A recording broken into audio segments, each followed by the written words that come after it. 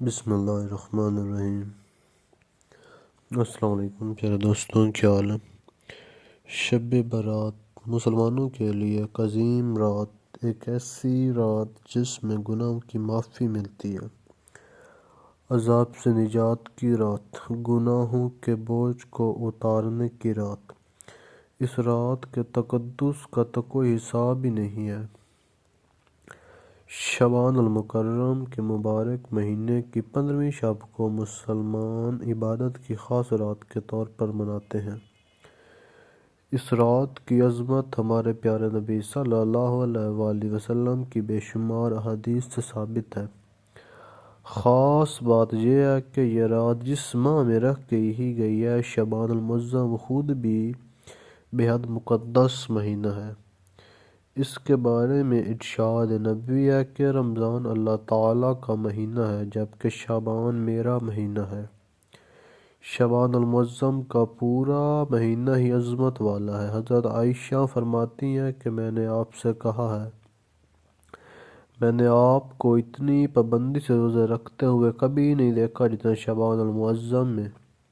تو آپ نے فرمایا کہ عائشہ، اس ماہ میں اس سال مرنے والوں کی موت لکھی جاتی ہے، کیا تم نہیں چاہتی کہ جب میری موت لکھی جائے اس وقت میں حالت روزے میں ہوں؟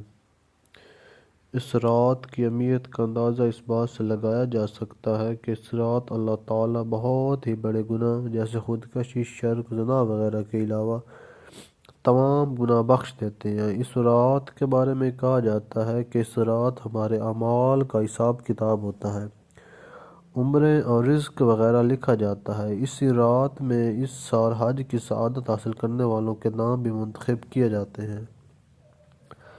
حضرت عائشہ رضی اللہ تعالیٰ عنہ سے روایت ہے کہ حضور نبی کریم صلی اللہ علیہ وآلہ وسلم فرماتے ہیں کہ میرے پاس جبرائیل علیہ السلام تشریف لائے اور فرمایا کہ آج شعبان المعظم کی 15ویں شب ہے۔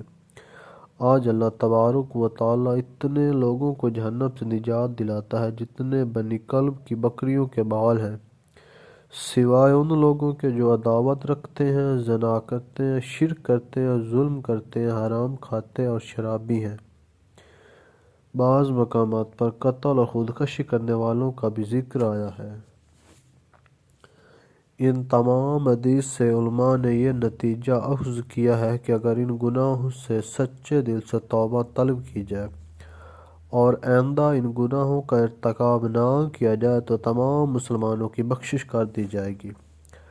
حضرت سیدنا علی المرتضیٰ سے مروی ہے کہ حضور پاک کا فرمان عظیم ہے کہ جب 15ویں شب آئے تو اس میں پوری رات عبادت کرو اور دن میں روزہ رکھو، کیونکہ اس روز اللہ تعالیٰ خاص کرم فرماتا ہے اور بندوں کو مخاطب کرتا ہے کہ آج کوئی ہے جو مجھ سے بخشش طلب کرے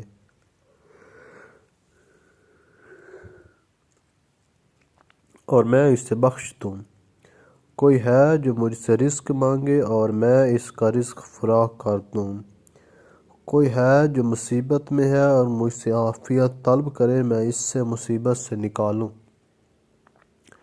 یہ ایک ایسی رات ہے جو ہم مسلمانوں کے عقائد کے مطابق سال کی اہم ترین رات ہے۔ اس دن موت و زندگی کا فیصلہ ہوتا ہے، اس اعمال کا حساب لیا جاتا ہے۔ اس شب برات اس لیے کہا جاتا ہے، برات کے معنی یہ چھٹکارے کے ہیں، اور اس دن ہمیں جہنم کی آگ سے چھٹکارا حاصل ہوتا ہے۔